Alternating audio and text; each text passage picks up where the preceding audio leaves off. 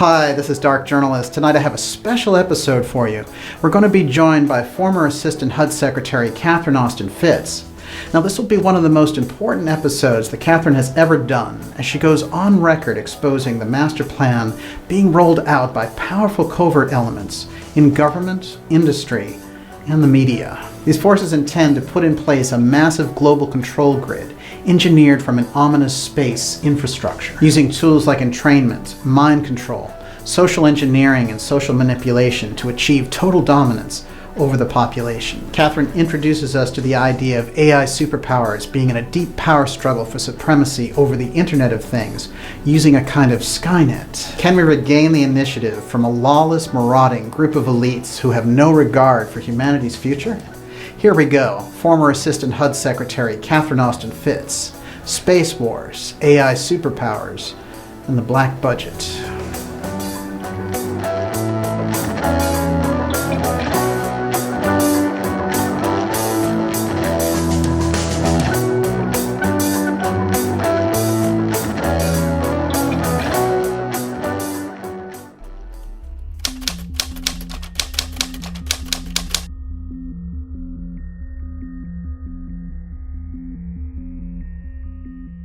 Okay, Catherine, it's great to see you.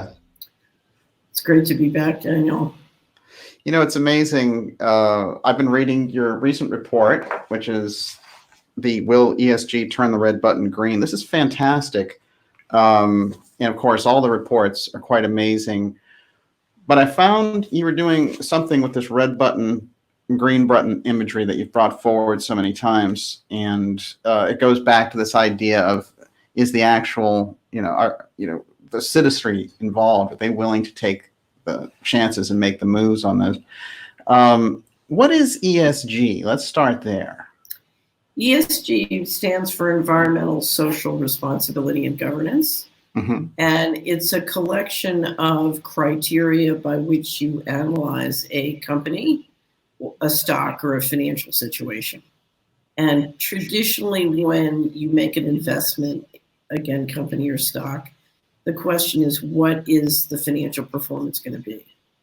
And the idea of ESG is to also underwrite the stock for their environmental impact, their social impact, and the quality of their governance, on the theory that those risk issues and those opportunities will have a long-term impact on their performance. So it's the underwriting of a company or a stock for non-financial performance. So ESG is used to screen investments. And would you say it's kind of like an ethical radar? Is this company doing something ethical with the investment we're giving it? Well, it was first proposed as an ethical. Now it's just being used for central control. Okay. So it's a capital control technique. If you look at the people who've engineered central control using the federal credit, they need a new act other than stealing from the federal government. And so once you've created a series of monopolies, you're going to use holier than thou to consolidate your position. Mm-hmm. This is the way I see it. Now, what I will tell you is ESG properly used could rock the world and pull the rug out from under them. So it's being weaponized, a potentially very powerful system is being weaponized to consolidate the monopolies and to implement things like climate change. Mm-hmm. You can talk about that. Part of that, in my opinion, is just to help engineer the train tracks. They need to do digital currencies. It's a more complicated topic, but ESG suddenly became exceptionally fashionable starting late last year. It's been going on for centuries, but suddenly you saw a big kick up in promoting it. And it was really, the best defense is a good offense. Right. So suddenly you saw all the guys who stole the 50 trillion during the financial coup suddenly announcing, that they're going to be holier than thou. They're going to use ESG, and we ought to too. And if you dig down and look at what they're up to, it's going to give them more control. Oh. So, their ideas, social responsibility, environmental responsibility, and good governance is more control for us. How does this Global Investment Sustainable Alliance come into the picture? They're a group that's tracking what's going on in different continents and trying to keep track of how much money is managed using ESG criteria. Mm-hmm. So they're really a loose association of people who are tracking, what's happening in the investment world. I think of them as a data provider. So let's think of this maybe as, I've seen these ads with Lloyd Blankfein saving the environment, for example. And Jeff Bezos saying, I'm giving $10 billion for climate change. And so this is the kind of thing that they're going to roll out, where these billionaires are getting in front of this as the face of it and saying, we're going to save this planet and don't you worry about a thing. Right. As you know, in October 2018, the government adopted FASB 56, FASB Statement 56, which allowed it to basically take its finances, or they took the premise, or they adopted an administrative policy that basically said they didn't have to obey the Constitution or the financial management laws. They could simply keep secret books. Right. Okay. Now, the practical implications, which I described in the prior research, and you can find it at hudmissingmoney.solari.com. What that did, Daniel, is that took the entire U.S. security, or at least 80% of the U.S. securities market dark. So now most pension funds, most IRAs, most retirement are investing in treasury securities, which are bonds issued by an entity, which is keeping secret books. And for all you know, all the money's leaving out the back door. We already know there's 21 trillion. So this is basically saying we're going to take traditional financial disclosure required for securities and throw it out the window. Right. Okay. When the SEC was invited to make comment on this proposal before it was adopted, they said no comment. Wow. Now, the SEC is in charge of making sure people obey the financial disclosure laws. So for the SEC to say no comment is quite remarkable. So you're basically tearing up 200 years of best practices on managing the country's wealth, whether it's your wealth, my wealth, or what's being managed for the pension funds, or what's in our Social Security trust fund, because now you're talking about emptying out the collateral behind the Social Security trust fund. Right. So while all of this is going on, ESG is being used as whiteout. It's a weapon. So you are engaging people in a conversation which is a complete distraction from the meat. It's kind of like saying, oh, no, we don't need meat. We need more dessert. Right. We need more Kool-Aid. Right. From a financial standpoint, this is the equivalent of driving a car off the cliff. It's unbelievable. Anyway, so one of the things ESG is currently being used for is whiteout. Mm-hmm. Now, another thing I think it's being used at, if you study who is doing de-dollarization. So do you know what I mean when I say de-dollarization? Yes. Okay. If you look at who is doing de-dollarization, it's basically the oil producers plus China. Mm-hmm. And it's a symbiosis because China needs the oil and they need the revenues. They're the ones who are de-dollarizing. And if you look at what it's going to take for the G7 nations and the dollar zone to convert to a cryptocurrency, they have to come off the petrodollar and they have to stop feeding revenues to the guys who are de-dollarizing. So divide the world into a dollar zone and then a group of oil producers who are de-dollarizing along with China. This group, if you look at this group, they've to keep the dollar going and to keep it going as a cryptocurrency, they need an alternative to the energy model and to the asset control model. Mm-hmm. So they need to come off the petrodollar. What do they need to do? They need to electrify. So if you look at the climate change op is designed to basically force electrification at high speed and allow that group to lock in the global currency. It's the pushback of the unipolar model. So who is pushing, well, let's say, do you think that they're pushing then cryptos as that universal currency? Well, they're pushing digital.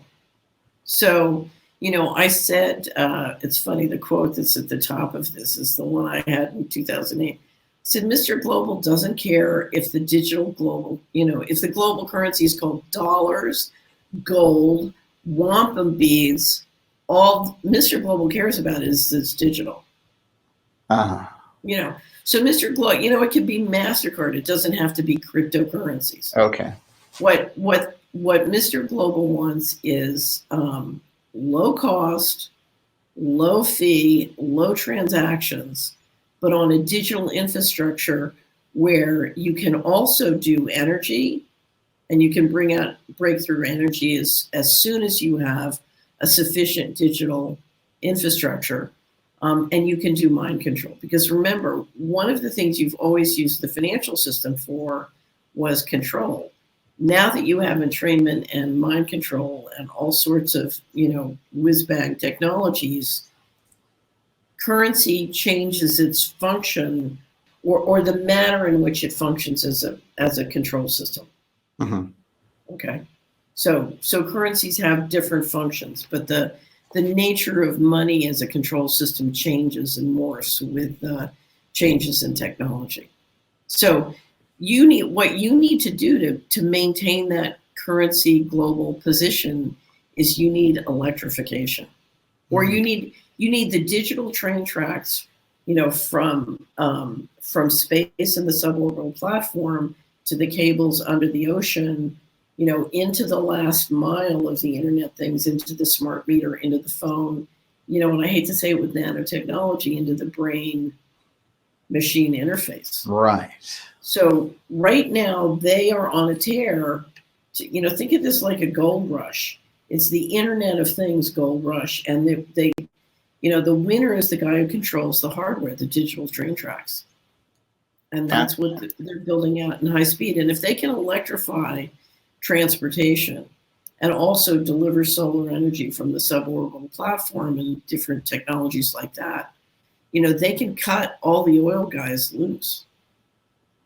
Wow. And then you'll see a real throwdown. Well, that's the war right now. Can the oil producers plus China de-dollarize, fast enough to create a multipolar world? I mean, think of it this way. Mr. Global is on both sides. Mr. Global doesn't care who wins. Mr. Global cares we have a digital currency. Mm-hmm. So you see a competition between different factions for the control of the digital currencies. One of my questions before the coronavirus is, are we going to split into two digital systems? Is the solution going to be, you have a China-based Asian digital system, and then you have a US dollar-based? Right. So, okay. So this is going to come down to building out the digital infrastructure for the digital currency. And again, there's no currency on the planet right now that could compete with the dollar. That's the problem. The dollar is dangerous and dominant, but there is enough GNP growing fast that wants to get away from the dollar that we're coming into what is a very difficult period. Now, it's interesting. At the end of the year, if you talk to investment advisors all around the world and money managers, mm-hmm. They were saying, okay, time to leave the dollar and move to other currencies, time to get out of the US stock market, move into the currencies that are growing, and voila, end of December, it's a miracle. We had another miracle, just like the last 10 miracles, where suddenly something happens and whoop, dollar comes back. Yeah. US stock market comes back. It's another amazing coincidence. Well, I have, it's fascinating. I have about 3 questions based on what you were just talking about. Well, when we started the year, we had this very unusual incident where, out of nowhere, it seemed like, the Trump administration assassinated basically the number 2 man in Iran, risking World War III and all these other things. That seemed to me to be oriented directly at the oil model that you're talking about. What do you think was going on there? So I I don't begin to have the intelligence, that we need to understand what was going on. Here's the question: who is it that Netanyahu fronts for? Yeah. Let me say it this way, but I think, that's the group that's backing Trump, and they are very aggressive, thinking, they have Trump at least until January 20th of next year, and they've got whatever they have to do to start a war with Iran, or basically to beat Iran into sanction submission. They've got until then. They don't know who's going to run things after that. So I see that group as making, to me, it's more an organized crime syndicate. They're making a play to make sure they control that turf. Right. If you look at the message to the de-dollarization, if I understand what Mike Pompeo said after the assassination, he basically said, we reserve the right to assassinate any leader, anytime, anywhere in the world who's acting against our best interest. Right. Now, if that is in fact our policy, that was a very chilling message. Big time. Yeah, right. Absolutely. Well, it's fascinating because there are a number of things coming out of the Trump administration that are like that now that say weren't there in the first couple of years.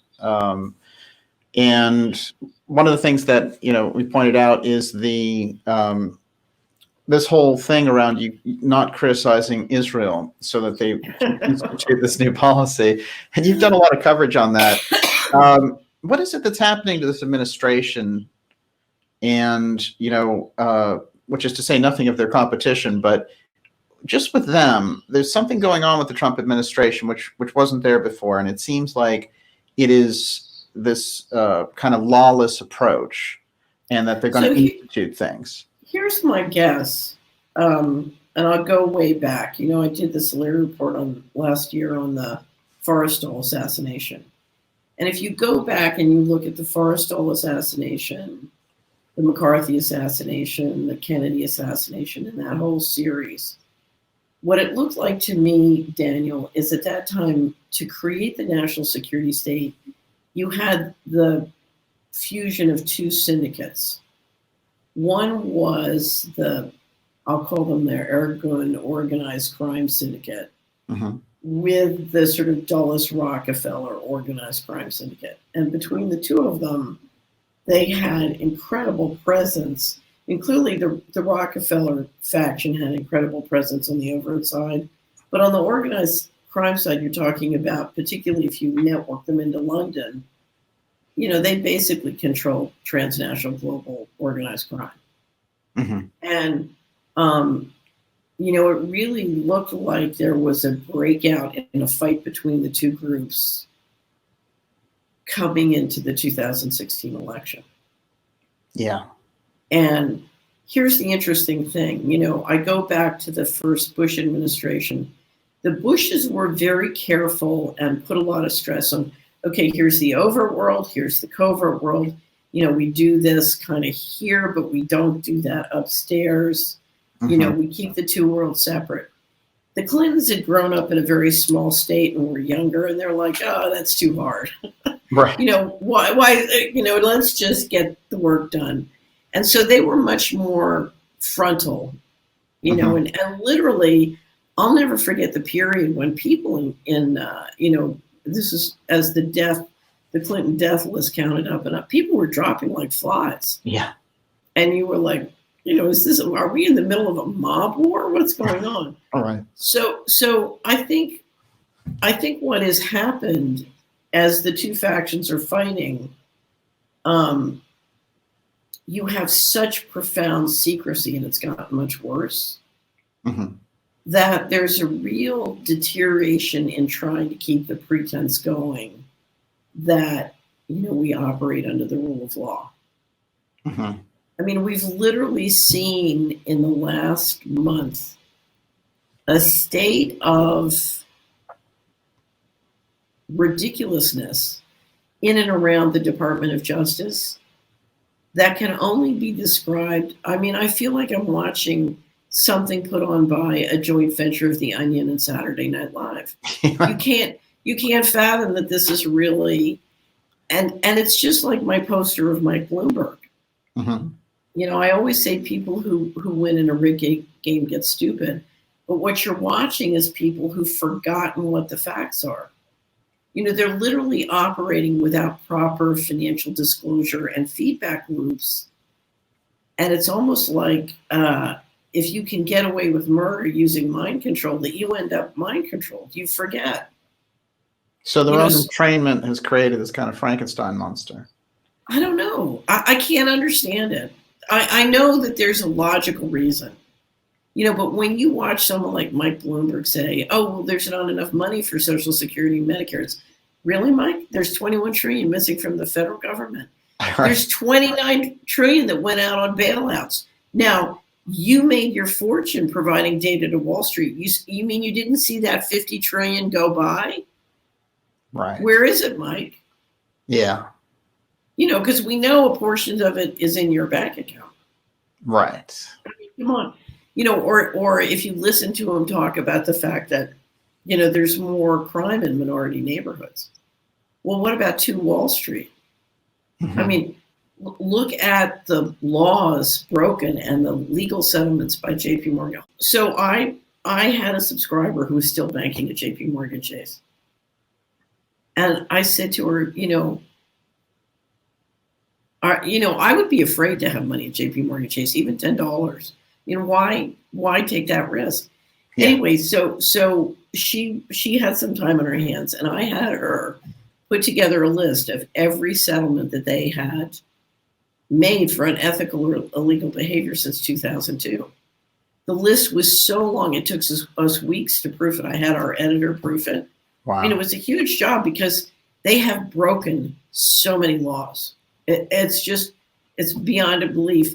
And when we finished, we made this huge table press so the subscribers can go in and manipulate it and look at it in different ways.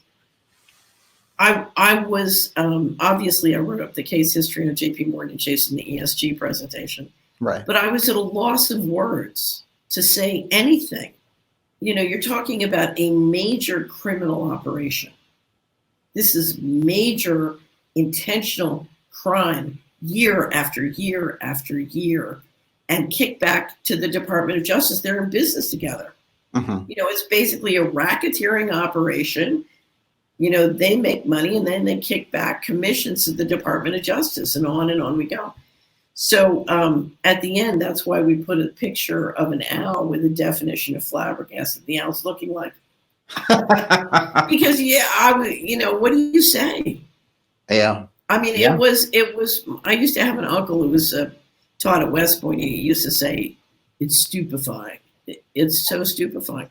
But the fact that anybody would bank at a company that would engage in that criminality, to me, that is what is most stupefying. And apparently, you know, I'm told 50% or more directly or indirectly in America bank at JP Morgan Chase. Amazing.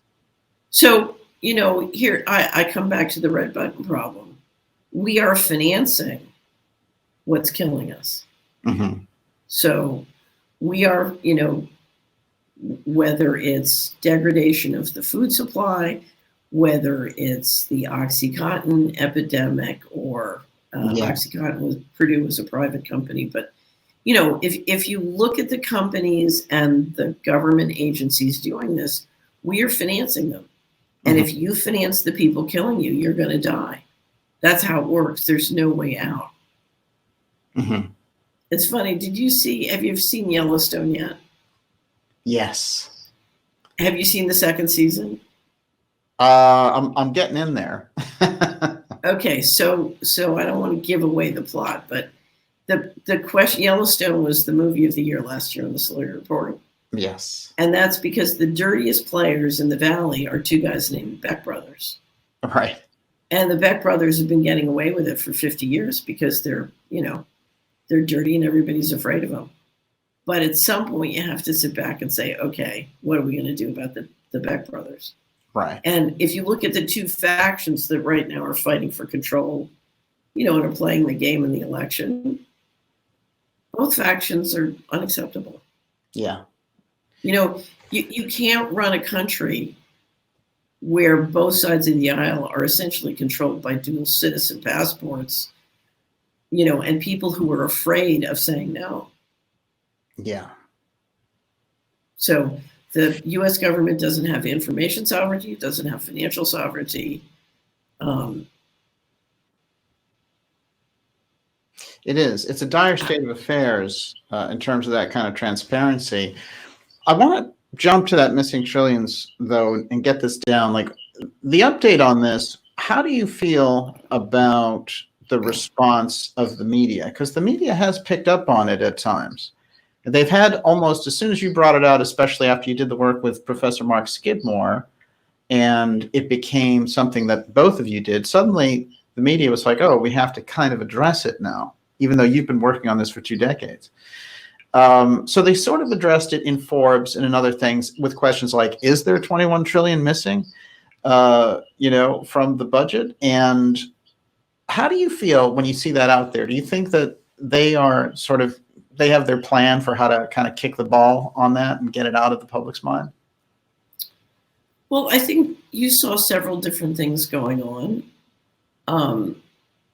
I think you saw legitimate reporters trying to cover it, but not able to, when the US government says, oh, well, it's not real. The question is, how do you blow by that? Because the only way you can show that something is not real is if you have a properly managed and operated financial operation, and you've got audits and it's credible. So if you're breaking all the laws and not complying with any of the laws for financial disclosure, and you say, oh, well, it's not real, on what basis? In other words, you're talking about something which is completely and utterly out of control and has no credibility. Mm-hmm. But if you're going to give it credibility, then, I don't know how to explain it. It's kind of you're talking about a Patty Hearst syndrome. Yeah. Right. So you basically have a group of people saying, we can run the federal government, we can do whatever we want, and we don't have to tell you anything we're doing, and you have to keep paying us taxes, and if you don't, we'll kill you. Yeah. So if you're a reporter, what do you say to that, which is going to sell newspapers and be interesting? Mm-hmm. It's kind of a dead end. Yeah. And there's nothing really more to say on the subject. So then you had a couple of other efforts that were efforts to just distract or white it out or kill the story. Yes. So most of it I saw is, let's kill it. Let's turn it to entertainment was one, and then real legitimate people trying to do things. Yeah. And I think the question is, you have many, many citizens sitting down and figuring out, okay, now how? And so I see the conversation has really changed to how do we assert a common law right of offset, or how do we find how the money works in our neighborhood, or how do we, leave Virginia and join West Virginia as a county, or how do we create a Second Amendment sanctuary, in this county, or how do we get a new sheriff elected? So to me, the conversation has changed to how, and it is through that discussion of how that the common law right of offset and the money's going to come up. Because you've got to have a way to claw the money back, whether you claw it back through the banks or you claw it back through the government. But that's how it's got to happen. So there has to be a mechanism. It's interesting that you've mentioned this thing about the states, where you see these kind of, what you might call red state portions of particular states trying to join up with other red state portions of those states. So you have situations like parts of Oregon trying to join parts of Idaho and so on. What do you think of that? I mean, is this what the kind of groundswell of looking for a way out?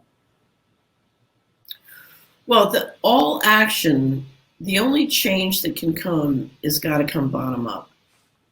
And ultimately, a lot of that's got to be county by county. So if you look at the cash flows of how the country operates in terms of cash flows, it comes bottom up. And the problem with the swamp is from sea to shining sea. Mm-hmm. So if you look at how this whole game plays out at a local level, you've got a group of people making money on things which are destroying the community, and a group of people who like to make money on things that build up the community. And ultimately you have to switch the cash flows. There's no other way out. Now, what has been happening is the central bank's been printing money and using that money, whether directly or through the federal government, to buy everybody up and pay them off. But at some point, either they won't have the capability of doing that without massive inflation, or people are going to reach the point where, they're not prepared to be bought at the cost of, what's going to happen next. So it all has to come down to how you're going to switch the money. Absolutely. I was thinking about your work on the black budget and how it, goes into a neighborhood, destroys it, and moves on to the next one, and really creates these kind of ghost towns. And in New England here, in New Hampshire and Vermont, and places that weren't really so drug riddled, have these big drug problems in Maine now. And it's interesting to read about it because, it's this sweep. It's almost like they've decided, well, we need to kind of grow the percentage. Where can we go next? And then it just floods into that neighborhood and into these places, and even places where it seems very unusual. We have these horrible videos of people ODing in cars and things like that. But that's the way that they operate. Right.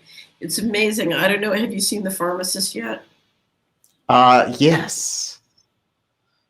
I just, the Solari report this week, The Pharmacist is Let's Go to the Movies selection. Yeah. And if you look at the commentary, I describe my impressions of watching The Pharmacist.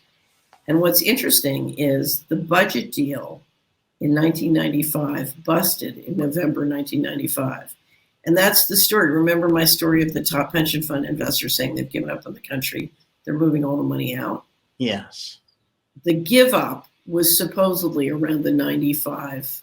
The inability to craft a responsible budget plan for both the federal budget and the retirement, Social Security, pension, everything. So let's say that's correct. That information is correct. They gave up in November 95. When did the FDA approve OxyContin? December 1995. Because I told you, if you can't fashion a financial solution, the only way you can balance the budget is by lowering life expectancy. And this is the story where this is the head of CalPERS who was telling you this at the time. Right. And the gist of it was he's saying they've already given up on the country, and you were thinking, oh, they're going to ship the money overseas. Basically, they're going to. What I thought he meant was we're going to reallocate the pension investments to invest more money in the high growth areas. Mm-hmm. And what I didn't understand he meant was, no, we're going to have a financial coup d'etat. We're going to bubble the U.S. economy and suck 50 trillion out and move it wherever. Mm-hmm. I didn't understand. And to deal with the ultimate retirement problem, we'll lower life expectancies and, get more control and institute technocracy, et cetera, et cetera, et cetera. So if you at the end of The Pharmacist is the deposition video with Richard Sackler, which I also put up in the commentary. So if you go to Solari, it's the John Rappaport interview, and it's got the trailer from The Pharmacist in my description, and then just the 2.5 minute deposition of Richard Sackler. There is a man, and the question I asked was, I want to know in December 1995, who sat down with Richard Sackler and agreed that he could go kill 1 million people using OxyContin. Because they knew.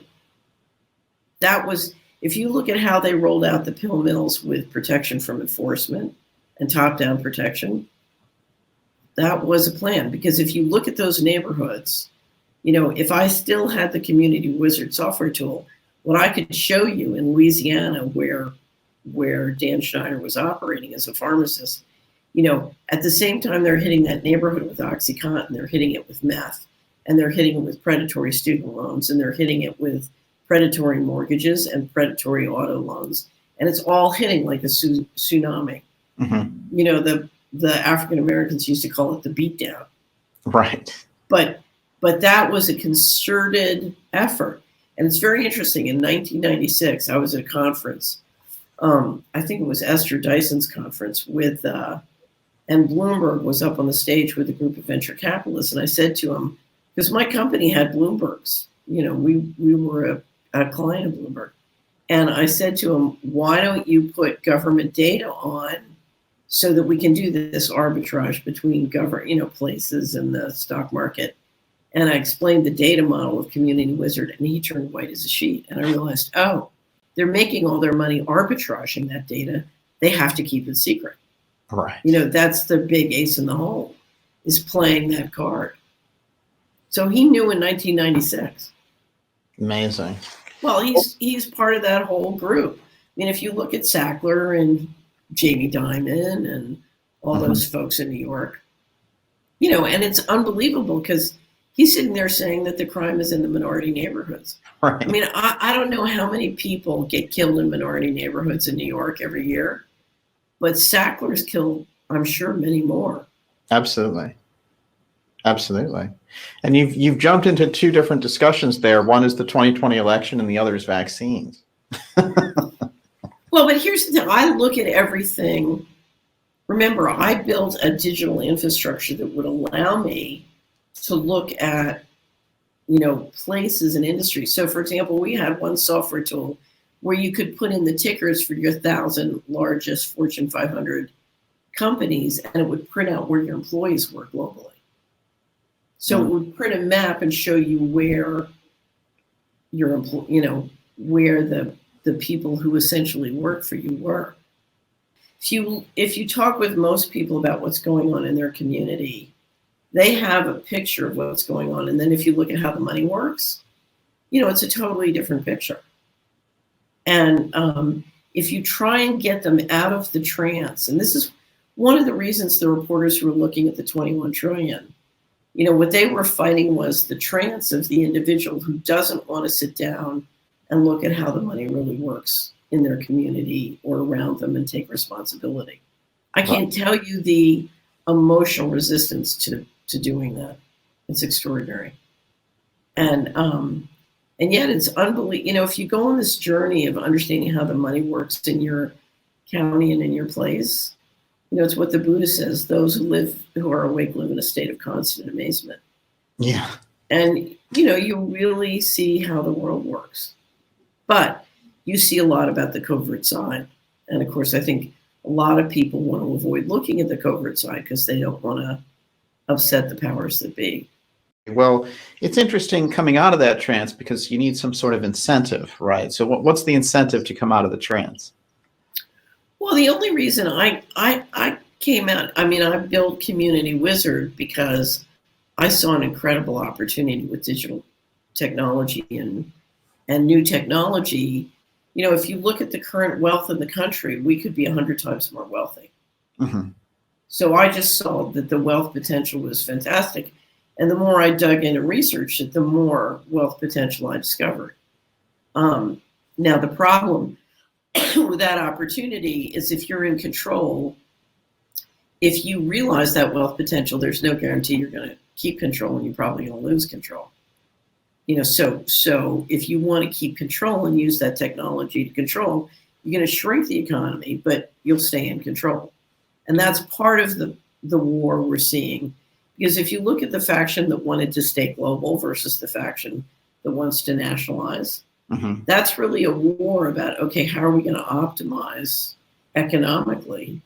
And one is saying you have to have bottom-up optimization, particularly now that we take the internet the last mile and integrate it in with the real estate.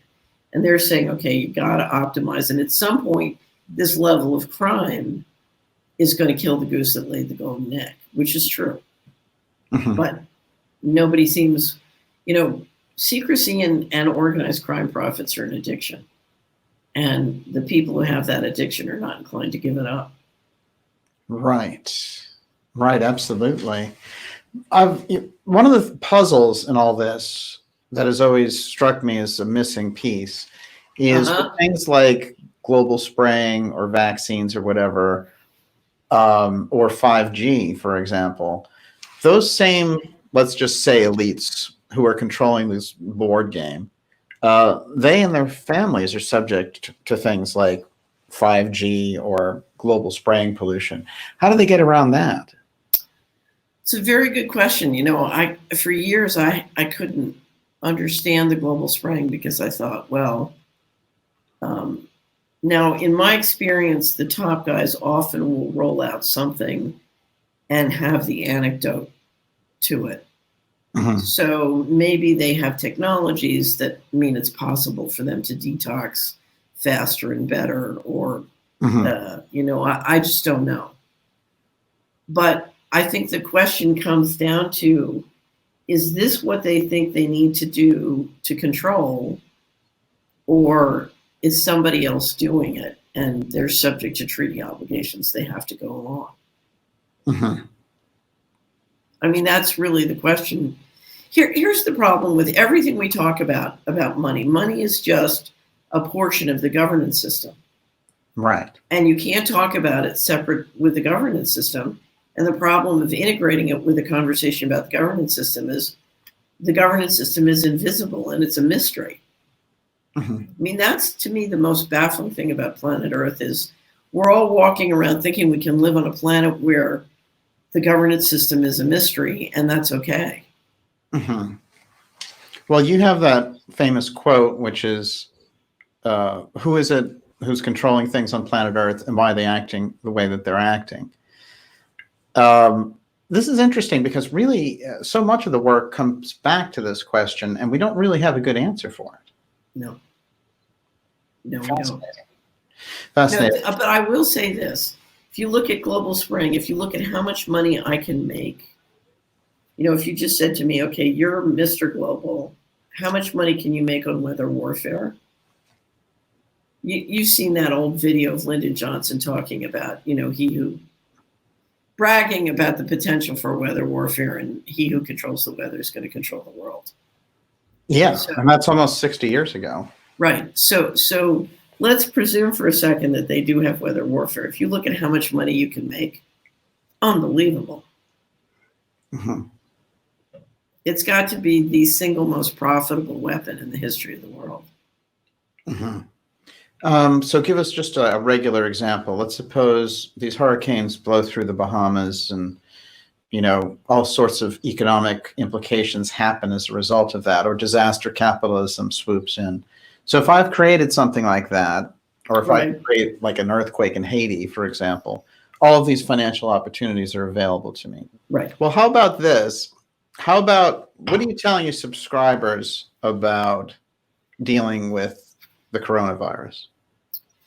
So the thing I tell my subscribers about dealing with the coronavirus is that we don't know what's the truth and what's not. What we do know is that the quarantine is having profound economic impacts. Right. And they could face, we could face anywhere from a supply chain that that inconveniences them to put them in real danger. Right. And so number one is to be prepared for supply chain hiccups and things like pharmaceuticals. If you need antibiotics, this could wipe out the U.S. supply of antibiotics in the short run. Right. So I always tell people have 3 months of provision for many reasons, but this is one of them. So I think one is you have to be prepared for supply chain problems, and that includes economic problems. If you're a small business, so I have a small business, you have a small business, we could run into some serious hiccups.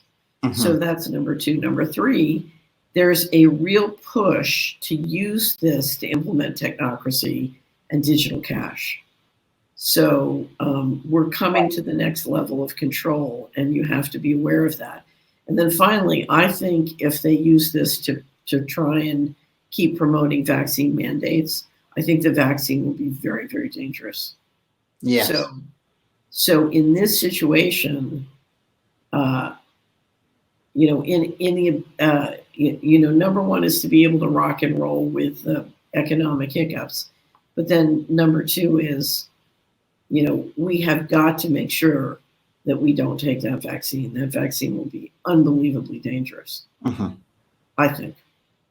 And that might, that's going to be, if you thought that the religious exemption, New Jersey sort of push against that from the legislators who were pushing it to eliminate the religious exemption, wait till this one comes down. This one's going to be, this will be like the swine flu. It was very interesting because one of the things John told the story, and you can see it in the little public video about the swine flu, because he and Cheryl Atkinson were working to try and find real cases of swine flu, and they couldn't find any. Fascinating. Yeah, no, it was unbelievable. But they were promoting the vaccine like crazy. I think one of the reasons because they backed off on the swine flu vaccination. I think one reason was you had a whole world of healthcare providers who started suing and going back because they had the knowledge and intelligence and professionalism to be able to prove, it wasn't an effective vaccine. It wasn't necessary. It was stupid. But the other thing is, I think they just heard a lot of conversations of, there was a real, the pushback was going to be unmanageable. Yeah. So the data told them what to do. So that's they came back around and integrated it with the flu vaccination. And I had some personal experiences where it did great harm to people I loved. Oh yeah. Yeah, it's very.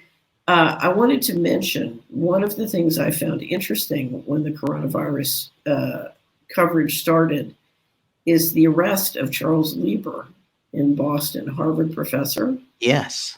And if you go to, he's a nanotechnology expert, and if you go to Lieber Research, his research group,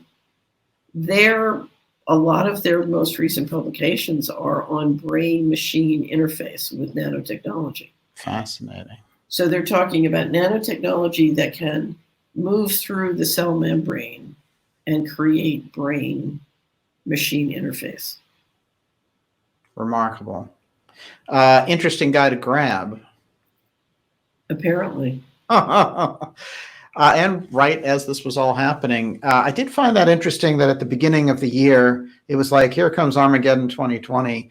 You've got coronavirus. You got us killing the number 2 man in Iran. It just was like this weird frenzy right off the bat. So it told me something about the year and the way that I think the kind of trend is going.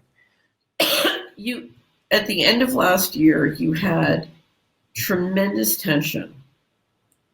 On one hand, you had the U.S. asserting more sanctions and more control using the dollar system.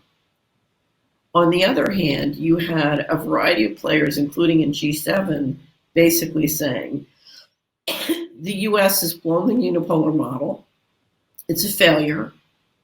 And now the areas of the world that are growing need a way to trade and transact without this weaponization. In other words, the dollar used to be a liquid instrument. It's being weaponized. We need an alternative. And so you have one group trying to find a way to trade around the dollar. And if you look from 2010 on, all the different ways in terms of alternative to SWIFT payment systems, credit card systems, lending banks as an alternative to IMF, we've had an explosion of what's called de-dollarization and people creating ways of trading. So if you look at the swap capacities that the different central banks have made with each other so they can go around the dollar, all of that, Daniel, is not significant yet in terms of volume. But in terms of creating the train tracks that can handle volume, they're very, very significant. Interesting. And, And the last day of December, the dollar, from my point of view, was in real trouble. Mhm. And it's been miraculously resurrected by this situation. Right. As I Brought say. back. Yeah. But and then you had Putin come out at the BRICS meeting and say, essentially, that the dollar was about to collapse and shortly. Now, whether it was Macron and Carney, in fact, wait a minute, I'm losing you there. Carney, so Putin made his comment with the BRICS, and then Macron made his comment after or with the French diplomats that the U.S. had blown it. And then Mark Carney said,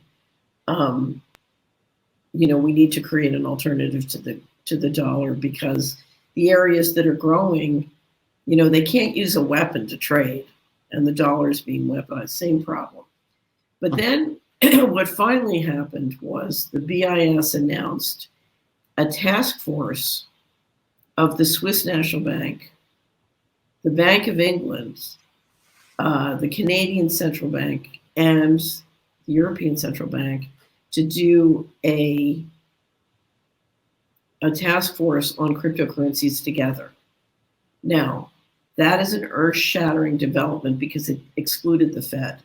Now, let me tell you why that's important. If you have $100 billion sitting in treasuries or dollars, and you decide you're going to leave the dollar, where are you going to go? Where are you going to go? You're going to go to yen? You're going to go to euros? You're going to go to gold? In fact, if you look at how much is in the dollar and where it has to go, you're not going to go to the Chinese currency because nobody trusts the Chinese and it's not liquefied sufficiently to handle the volume. The euro started to be alternative, but with Brexit and the euro, the European Union doesn't have its own military. You don't quite know where it's going to go. But if you look at the US, you say, yes, they have a big military, and yes, they have a liquid dollar, and yes, they have a big central bank. But something, they're not under adult supervision. So what do? Well, if you put the European Union, the Swiss National Bank, the BIS, and the Brits and Canada together, you've got a nuclear arsenal. Wow. Which group does Russia fall into? Russia's the leader of the de-dollarization group. Right. They're a huge oil producer, and they have completely shed their dollars in the reserve currency. So if you look at their reserves, they've got it in euro, yen, and gold. They've built enormous swap capacity with China and a variety of other countries, and they've put, for the first time, an office of the Moscow Central Bank in China, which will allow them to swap gold back and forth. So they can swap, currency to currency, but they can also swap gold. So is that why they're the favorite target of the media, say, over the past 3 years? I don't know, Daniel. It's I have different theories on this, but if you look at what we did since the wall came down in terms of trying to move with missiles, break treaties, and literally surround them, we've been basically after them. When the wall came down, we raped the place. And I think the group that raped them, and it was a combination of the intelligence agencies and the Treasury, when we raped them, we decided not to completely wipe out the government because we didn't want the nuclear arsenal to fall into the wrong hands. And from what I can tell, we never thought that they would be able to come back as fast as Putin has brought them back.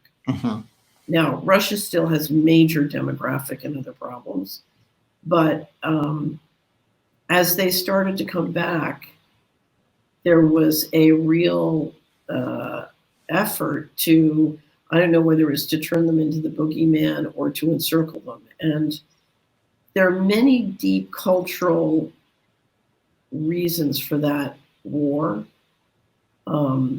if you go back through history. And I don't know what the truth is. I do think I do think that if you're going to have a unipolar model, and you're going to have a model in which you institute slavery, because really, if you look at what a digital currency is, it's a slavery system, at least the one being designed and worked on now. Right. It doesn't have to be, but it is. I think the Russians want to have a human culture, and I think they don't, you have the Orthodox Church, which in many respects is more in integrity. It's the real church in many respects. Mm-hmm.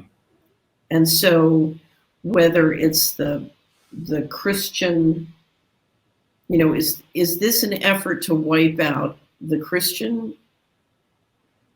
thread? Or, Steiner would call it the stream. Mm-hmm. What is it? But it's almost as though the two value systems can't operate side by side. And unfortunately, if you look at the value system being promoted, sometimes I feel like I woke up and I'm on the wrong side, because what we're seeing, that impulse coming out of the United States, is demonic. It's a cult, and it's very anti-Christian and very anti-life, very anti-freedom. Mm-hmm. And and I can never tell if they're simply organized crime or if they're demonic. Well, they're dancing the line there for sure, because so much of the transhumanism finds its roots in things that are happening and coming out of the West. So this is. It's hard for me to say the West, because I think of the West as high culture. Uh-huh. We're talking about an occult culture which is trying to debase art. It's trying to debase music. It's trying to debase children. Well, it's interesting how they manipulate these things too. Like in New York with Gender X. This is interesting. You had the most interesting conclusion on this, which I think people really have to zero in on, which is that Gender X and all the things that are coming out of it are not to help some group of transgender people, but in fact, it's about robot rights. Right. It's well, if you want to integrate robots into the labor system, to create a new legal system for robots would be phenomenally time-consuming and expensive. If you can simply modify your current labor system to integrate robots, you save decades and trillions of dollars. And so I believe what they're doing with transgender stuff, it's several goals, but one of them is to integrate the robots into the labor system. And to do that, you need to give a birth certificate to labor. You need to, you need to be able to give a birth certificate to a robot. And obviously you can't give a sex to a robot. So, you create an X. Right. So all these things, if you're looking at from the point of view of somebody who wants to keep the taxation system going, it's much more logical than you think. The other thing is, there's no doubt that what you're looking at when you put down the digital train tracks as the Internet of Things, you're looking at a biophysical extraction model. So a human being is no longer a sovereign individual in your economic model. They are a resource, like an oil deposit, to be managed and manipulated like an asset. And you're going to extract not only data, but you're going to influence them to do a variety of things that make you money or help you, whether it's do a school shooting or, buy an SUV online. Right. Or, watch pornography or, whatever extraction you're up to. So what you want to do, and this is the transhumanist part of it, Thomas Meyer calls it subhumanism, which I like much better. Yeah. Is you want to get them to think of themselves as a as a resource that can be, so a man can become a woman, and it's all part of the debasement, but changing the model. So I don't think of myself as a sovereign individual with divine authority. I think of myself basically as an oil deposit that can be, flipped around. Right. So I'm an asset to be harvested in a system. Right. And I can reinvent myself, and all of this can be, right. I can be converted into movable parts. I'm a Lego set. Right. Right. Well, Catherine, you've pointed this out, but is it fair to say that this is a very small group that is manipulating these rules and getting tremendous results? So who's the question? Who is this? One of the challenges, it was Einstein who said that technological progress looks like giving an axe to a psychopath or something like that. I forget the exact quote. Part of this is you have a wide variety of players who are presented with new technology, and they feel like, well, if I can, let's do it. And it's raced way ahead of where the regulation or wisdom or sense is. So that's part of it. And the reality is we've had transnational organized crime getting richer and richer and getting away with stuff. I mean, the more they get away with, the more it works for them. And right. So, we've gone kind of beyond the pale. So part of this is not necessarily that there's some guy up in the sky planning everything, but you have technology running ahead of our capacity to govern it, is part of what I think. But if you look at the mandate to do vaccines, that's a perfect example of what in the world's really going on, because we have an intentional effort to basically reduce a significant portion of the population to a state of chronic disease. Mm-hmm. Absolutely. I wanted to ask you about this, which was that Professor Peter Dale Scott did a lecture and made some commentary recently. He just turned 91. He's a fabulous man. Incredible work. And he does more work than people half his age. It's amazing. Right. But he said something. He said, we're talking a lot about division in government, but look at the vote for the NDAA and $750 billion in defense, and show me who dissented from that. Republicans, Democrats lined up past it. It was out the door. And that really gets to it. When the rubber meets the road, those guys right. line up for the subsidies. Right. Yeah. Amazing. Yeah. Remember, Congress has the power of the purse. Yes. And we're missing 21 trillion. And I don't notice anybody. I'll never forget, I was working with a fabulous reporter at Insight Magazine. And when there were 2 criminal cases against DynCorp and then private litigation for engaging in sex slave trafficking in Eastern Europe. One was a UN contract, and I can't remember if the other was a UN or AID, but they had, so you have a government contractor who is proven with, in court, irrefutable documentation engaging in sex slave trafficking, including the government technical representative on the contract engaging in sex slave trafficking. Wow. So this is, and at the time, the company was the #1 contractor at the State Department. So Kelly wrote a fabulous front page, cover article about these lawsuits, the litigation, the proof, the documentation.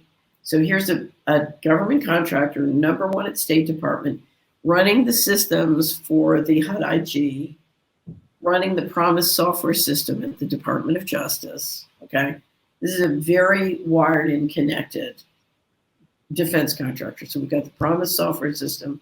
Oh, the SEC enforcement. They're doing SEC enforcement. They're doing HUD Inspector General. It turns out war on drugs in South America. They're doing that too. So this is a very plugged-in contractor. Okay, so they're nailed on sex slave trafficking. I took the article, which was shipped to every congressman's office.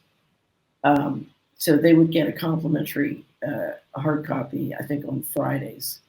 And so every congressional office, every senator, every congressman got Insight magazine with the cover story of sex slave trafficking by this contractor. And then I took it upon myself to send it to the head of IT contracting and the head of IT at every government agency. Wow. In Washington. The next week or within the next month, the Navy awarded them a huge new contract, and someone else too, might have been State Department, I forget. But 2 huge new contracts were awarded after that.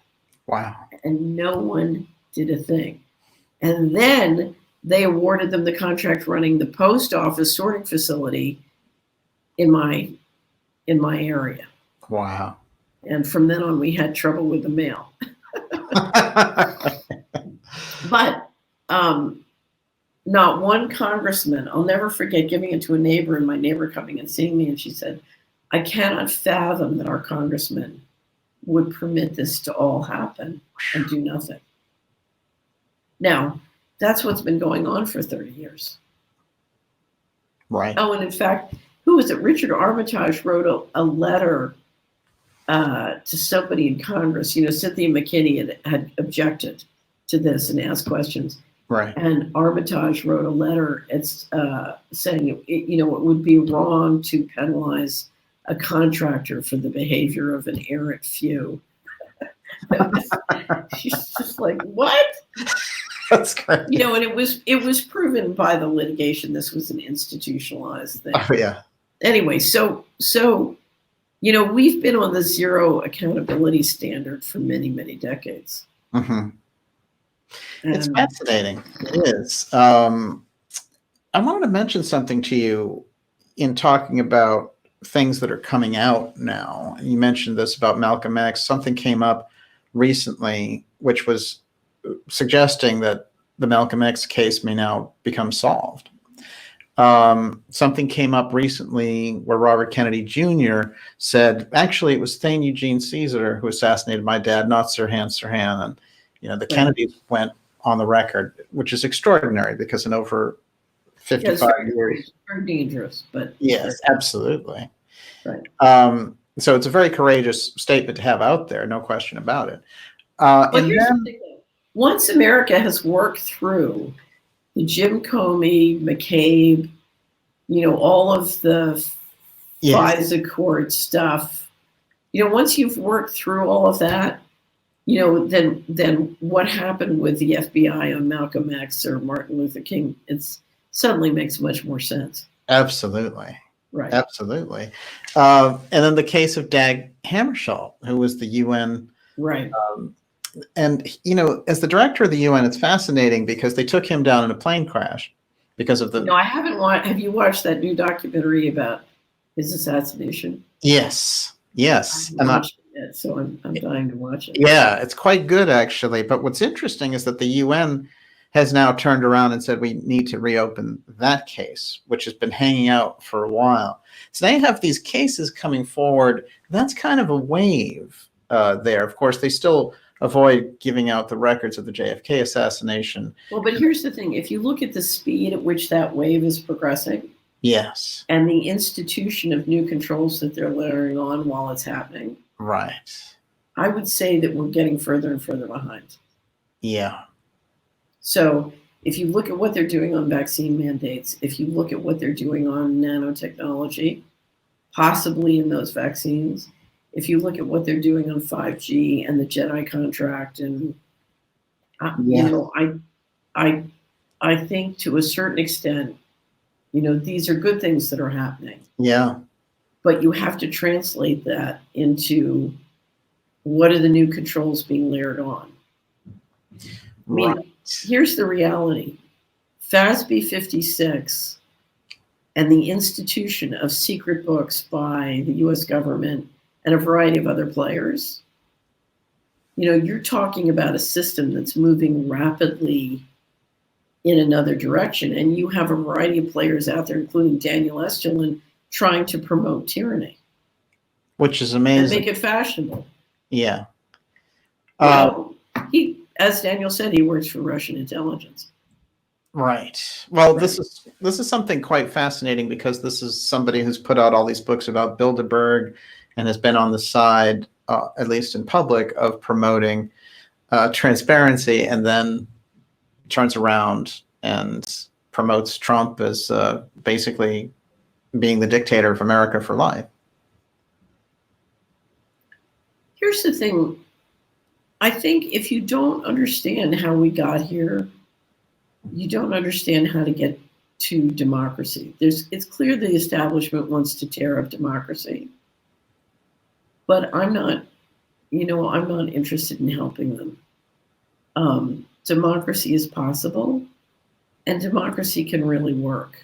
Mm-hmm. Now, democracy can't work unless you can face the facts of what's really going on, which is difficult because we don't know. We know some things, but we don't know everything about why, trillions of dollars have been disappearing for 20 years, and the establishment thinks that's a plan. Where's the money been going, and what are they using it for, and why are they doing it? I don't know, but our entire society has organized around producing trillions of dollars of dividends that go someplace. Right. It is. It's like lie upon lie in that sense. Right. There's that great scene in My Dinner with Andre, since you're talking about movies today, and where, Andre's talking and he says, it's like the 1960s were the last gasp of humanity before it was sort of brought down. And that's what they were thinking about in the early 80s. I think that's kind of fascinating. It's funny. When I was at Hamilton, I was running Hamilton, and a group of the IT guys who were very alpha male, they were wonderful guys, came in, and they were trying to persuade me to back down on something. They were scared, and they were trying to get me to back down on something. And we had a real knockdown, drag out conversation. And what came out was they had all, one of them had been a freedom rider, during the civil rights. But what came out is they had all done these amazing things in the 60s. And then what came out was that they had lived through the assassinations. And those assassinations had made them give up. Uh-huh. And deep, deep down, they had enormous, deep-seated fears of being assassinated. And it wasn't necessarily them being assassinated. It was me being assassinated. But you were afraid of this other. Uh-huh. It was that we're all afraid of that guy from the CIA who's going to come and kill us. Right. And they didn't even realize that this was a deep-seated fear, and that they had been sort of puppy trained in giving up on humanity because of this fear. And I realized, one of the things that happened was, as those assassinations occurred, I hadn't given up. I just, got into, financial stealth. Right. But I realized so many people gave up. Yeah. Yeah. Well, it's incredible, because the program, as it were, taking out those leaders was incredibly effective. It was. Yeah, remarkable. It was. I remember that there was that scene in Bobby Kennedy for President when somebody says, she said she's not going to vote for him because if he wins, he could be killed. Yes. Yeah. Yeah. Oh, that was something. In December, right around Christmas, speaking of both houses of Congress, they both passed the Space Force. Right. And the first amount of money toward that has come out now.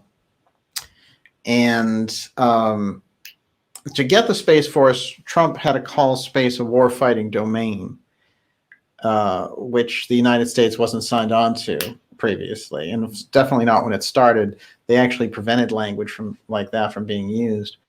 Right, and I think it's still a violation of our treaty agreements. Yes. Yeah. Absolutely. We did a Solari report on space law.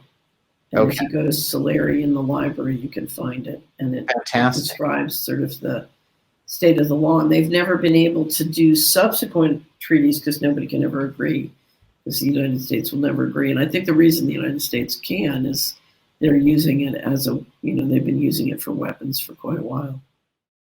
You cannot dominate on the Silk Road unless you have a dominant position in space. Right. And space weaponry. Now, can they get that with the Chinese and the Russians as capable as they are in coming on? I think, if you look at 5G, AI, space, all these issues, we run the risk that the world divides into two domains. So think of this as a digital infrastructure, and the financial system that plays on that digital infrastructure. One is controlled by China and one is controlled by the US. And those are what one writer called the AI superpowers. Because their ability at AI and technology is racing so far ahead of everybody else's. And if the coronavirus is biowarfare, then there's a chance it's to make sure there's only one digital domain, not two. Right. Yeah. Well, that's a thought. Right. Incredible. Catherine, the dangers of militarizing space, how does that come into play here? Here's the bad news, Daniel. The danger is not that we militarize space. The danger is that we're militarizing everything. Yes. So in the series we did this year called Deep State Tactics, one of the things I said to people is the first thing you need to understand about cybersecurity is there's no such thing. These systems were created to basically control and compromise security from the get-go. So there's only cyber insecurity. There is no cybersecurity. Right. So if you look at where this is all going,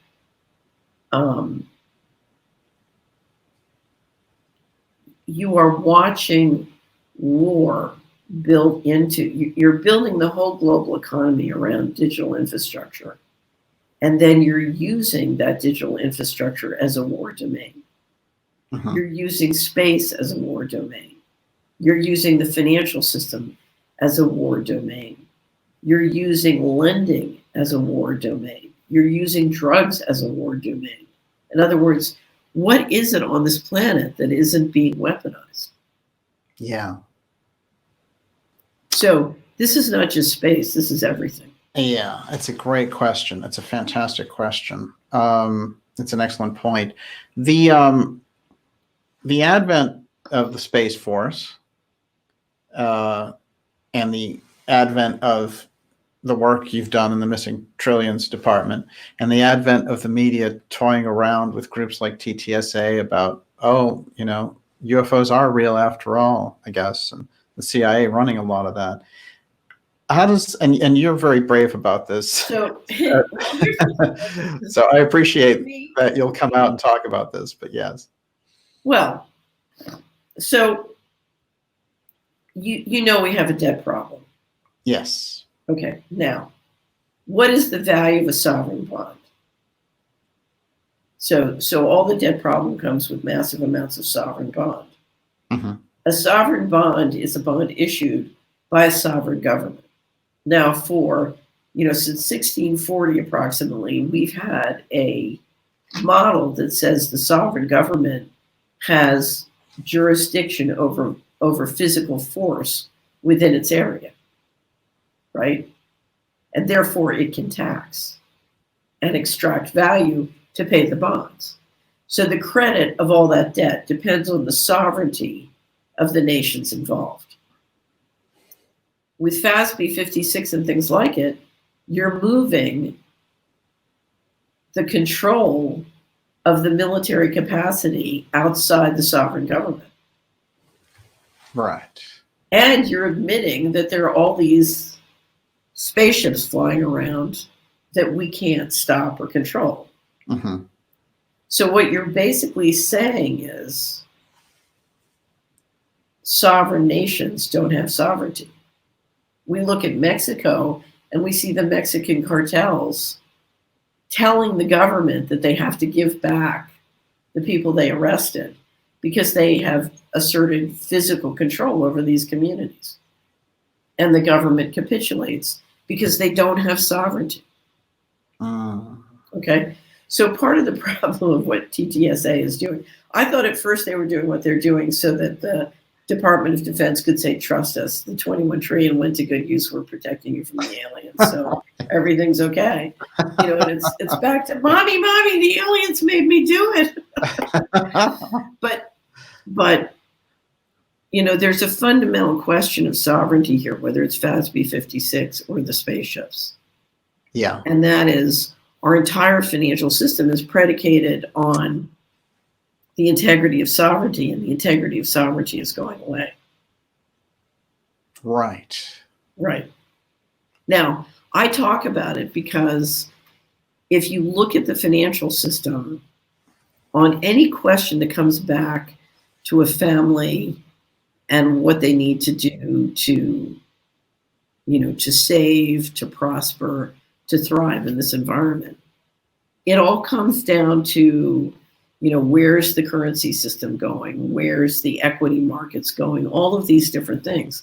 And to try and grapple with why things are happening the way they're happening, you have to understand who's governing it and why they're behaving the way they're behaving.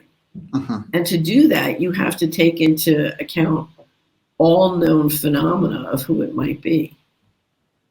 You know, and one of my questions is our economy closed or open? Yeah. Because in a closed economy, our debt problem is one problem. In an open economy, it's a different problem. Right. And based on all your research, how do you see it, closed or open? So to me, it's behaving much more like an open economy. But that doesn't mean it is. But it raises a pretty big issue. Yeah, it's a very big issue. And you know, and that's, I remember when I did the Planet Debt wrap up, you know, I told you I tried to figure out who owns the debt. I know all these people issued the debt, but who owns it? Can't find I've tried for years to get the information on who owns it. Wow. You know, and that's when I started to say, well, are they on planet or off planet? Who owns it? So the reality is the world makes much more logical sense if we are having communications and interactions on a multi-planetary basis. Now, it's clear, I believe the reason we globalized was to create the productive capacity to become a multi-planetary civilization. I mean, that's all on the record. That's all clear. Uh-huh. And the reason I did all the different studies that we did in publications on space early on was because I was sure it was going to go here. It had to. Whether it was you're going to preserve the reserve currency or you're going to become a multi-planetary civilization. And I think one of the reasons they're pushing for a much more globalized currency structure is if you're going to build civilizations on Mars, then you are going to trade multi-planetary, and you need to have a central bank that can engineer, you know, the trade back and forth. Uh-huh. You know, it's one thing to have a currency that holds value on one planet. It's another to have currency arrangements between multiple planets. That's, you know, that requires a different kind of financial infrastructure. And there are people who argue that that's why gold has had its inherited value for so long. Interesting, yeah. Yeah, absolutely. Just to go a little further down that road, so the media, via really the Central Intelligence Agency, has talking points. And whenever they talk about UFOs now, they'll show that TTSA sort of bad footage thing. Right. And they always refer to the people involved, and they'll always cite them. No matter what story they're talking about with UFOs, that's always there. Where are they moving in terms of talking about the UFO subject and being open about it? Because it's not a real transparency, but where are they moving with it? I have no idea. I mean, from what I can see, it's kind of, it doesn't look like a move to real disclosure to me. I think it looks a little bit like entertainment or steam valve. Mm-hmm. So they often run steam valves, which is, pressure is building, and that pressure could really interrupt the third rail. And so they like to take it off into an entertainment space or a steam valve space where people, who are getting in a state of agite about the secrecy say, see, they're really dealing with this and they're working on it. And, I guess I don't have to worry about the 21 trillion because it was well spent. And, look at all they're managing, and it's, so it's a little bit whiteout, it's a little bit distraction, it's a little bit entertainment. Yeah. And again, if you look at how much time they engage there, but how fast they're moving on control. Yeah. Forget it. Where we'd fall more and more behind, even with the revelations that we get. While we're going around in the TTSA circle, they're, it's keeping us at a relatively low learning speed while they're skyrocketing. We mentioned a term, UFO economy, in 2014 and talking about this. And as the years go by, our conversation about that makes more and more sense. Right. Interestingly enough, as does your report from 2015, Space Here We Go. Right. That thing is so ahead of its time. I actually can see that they were bothered. If they were reading your stuff, they were probably bothered by the investment themes there around space. When I started to talk about a secret space program, or where this money was going, or the underground bases, or the fact that the Navy had tried to persuade me that aliens exist and live among us, any of these things, when I started to talk about that, I was basically, with a few exceptions, completely expelled from the independent financial media. Mm-hmm. That was it. I was, I put a big scarlet A on my back. You're out. Now, my attitude was, we've got to get to the truth. I don't know what the truth is. But you can't take half of an economy and pretend it doesn't exist. Mm-hmm. I can't pretend $21 trillion, went missing or didn't go missing. I can't pretend the 24 to 20 trillion didn't roll out on the bailouts. And this is not money for Wall Street partners to have Ferraris. This is money to start a civilization on Mars. Mm-hmm. That's the kind of money this is. So when you look, it's so strange to listen to most independent financial professionals talk about the currency, because unless you're looking at this half of the economy, you can't begin to understand the currency.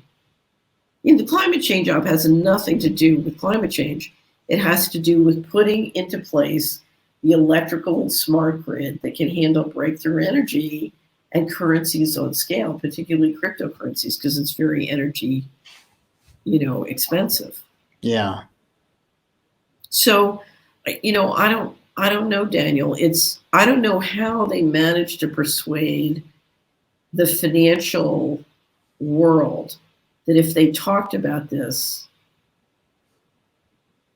they would lose their masculinity, is the only way I can think of it. Or they would, do you know what I mean? Yeah, absolutely. But I'll never forget, there was a great a speech that Bobby Kennedy made after he left the California legislature over the mandate fight. And one of the legislators had said to him, you know, if you keep doing this, you won't have any friends. And in the speech, he says, you know something? I have a lot of friends. But the financial world had a way of persuading you that if you delved into this, you would absolutely, you know, have to live alone on an island. You would be completely excommunicated. Mm-hmm. I don't know how that happened or why it worked, but it was clear that if you were going to understand the fundamental issues of sovereign credit and how currencies work, that you had to integrate this. Mm-hmm. And it was also clear that if the United States was going to maintain the reserve currency, that they would have to dominate the space. And so this was a very, very critical issue on the rise of the land empire. Remarkable. It's interesting to me, too, because it almost seems that now it's FASB 56, which I should say is spelled out FASAB 56. Right. Where you're kind of standing alone and bringing it out. Well, it's really funny because I'm writing a state of our currency now.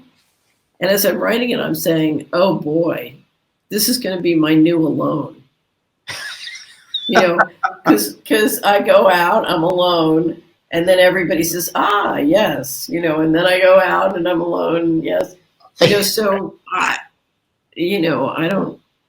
what's important to me is to figure out really what I believe. Right. That's the hard part. But then, you know, I come out with it and, you know, and the wrap-ups really serve that purpose. And it's valuable because I get a lot of feedback, positive and negative, but it's all informative. Right. Yeah. So it's Sam Smith has a great line. He says, all the news while there's still time to do something about it. So I want you to know about space while you still have time to do something about it. Right. You know, so I want you to have your sunglasses. We need those They Live sunglasses now. That's what we all need, right? That's what we're all trying. That's what you're trying to do. That's what I'm trying. We're all trying to, you know, build a pair of sunglasses. Mm-hmm. Absolutely. Don't you think? No question about it. Catherine, thanks so much. Always a pleasure, Daniel.